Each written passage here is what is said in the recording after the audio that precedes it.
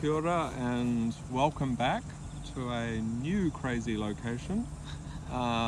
This is teaching in the 22nd century, so we're not doing the same old, we're trying something new. So hey, where will we be next? So Furkan's with me, and we're going to introduce some exciting ideas about the future potentially made by human enhancement. And I want you to basically the format of the talk, the order of the talks is roughly, or does conform to the order of the discussion and the dialogue. So if you're reading the dialogues, you'll find the content that we're talking about introduced there. So follow along. But also remember, you are imagining animals, and I want you to always sort of in a way, think about the stuff that's being talked about, because I can imagine it's new stuff. But at the same time, it is so important to understand that you're an imagining animal and that you can add your own ideas. So look for opportunities to add your distinctive human genius to this debate. And one occasion to do that, I want to say, is Pruzul. In Pruzul, we are having really good and fun discussion with people. So come and join us and let us learn from you. And it's a great platform to interact with each other. Yes, so many ideas that people have introduced on Prozul. I've been looking, reading them and thinking, wow, I really want to see a character that's brave enough to say that or explore that. So please do that. So I want to look at, so we started, this is kind of like a back to the future or forward to the past or whatever, I don't know what order it is. So we looked at the history of human enhancement.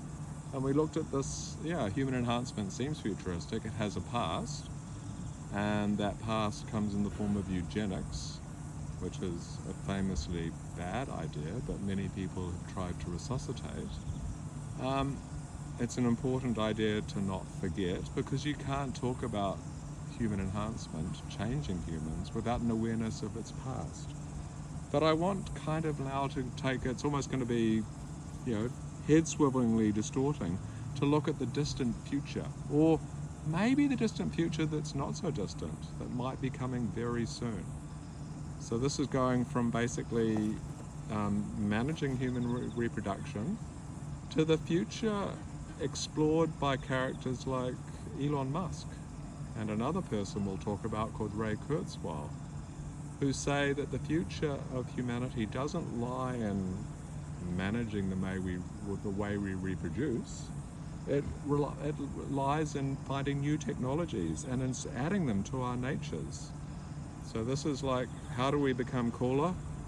Well, stick technology in our heads, stick technology in our bodies, because the obstacle to us becoming what we could be is our clumsy, awkward, stupid, disease-prone biology.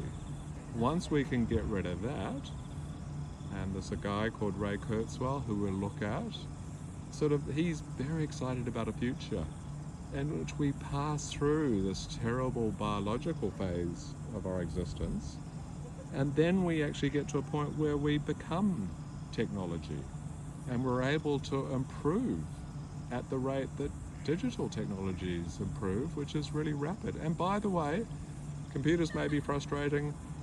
Humans currently worry about getting cancer. No computer, no digital technology gets cancer. So this is a future in which we can farewell some of the terrible things that make our lives worse. Well, it sounds too good to be true. It is. Oh, I shouldn't say that, should I? I think it is. But it's to sort of in a way see that. You've got to sort of understand the allure of the idea. So this solution, there's a general belief, and it doesn't just apply to us and our biology, it's called techno-optimism. And techno-optimism is an idea that basically, almost every problem has a solution that comes from tech. So there's a technological fix everywhere. And you might say, well, how could there be a technological fix everywhere? Well, think of the pressing problem of our age, climate change. I mean, it turned out to be real. That was disappointing. But in essence, the problem is quite simple. and simple to fix, too much carbon in the atmosphere.